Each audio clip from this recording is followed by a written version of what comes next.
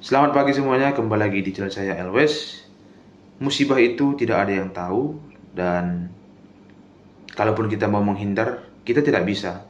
Karena musibah itu ya nggak tahu ini takdir ataupun bukan, tetapi alurnya sudah seperti itu.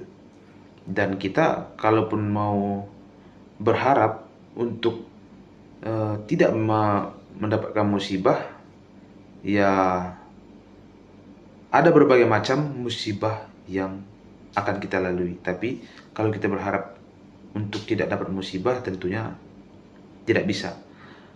Dalam berbagai aspek kehidupan, mungkin musibah yang diterima oleh orang-orang beragam dan bermacam. Mungkin musibahnya ya tentang kemalangan atau kehilangan orang yang disayang, atau musibahnya mungkin tentang suatu kecelakaan. Amit-amit lah ya. Kita semua tidak pernah berharap seperti itu.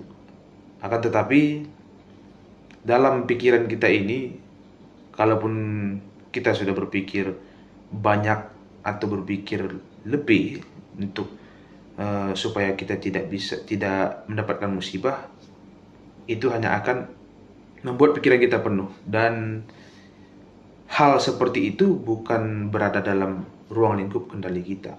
Yang bisa kita kendalikan adalah fokus penuh dalam alur yang sudah kita rencanakan nih. Dan alur yang kita lalui itu harus sesuai dengan kaidah, atau mungkin lebih tepatnya perintah daripada Yang Maha Kuasa. Kita sudah punya hukum yang membawa kita kepada jalur yang seharusnya, dan hukum itu sudah ditetapkan pada agama yang kita peluk masing-masing. Menurut saya semuanya itu benar. Yang penting kita tetap percaya adalah satu, yaitu Tuhan itu tetap satu dan mengatur semua apa yang ada di alam semesta ini sebagaimana mestinya. Yang perlu kita percayakan adalah Tuhan itu satu, dan kita harus mengikuti pedoman berupa hukum-hukum ataupun ya bisa kita bilang surat-surat untuk membawa kita menuju kebahagiaan di sana nanti.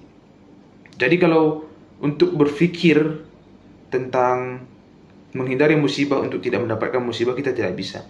Yang perlu kita lakukan adalah kita bersihkan diri kita lakukan semua hal yang menjadi perintah-perintahnya dan dituliskan dalam hukum berupa buku itu.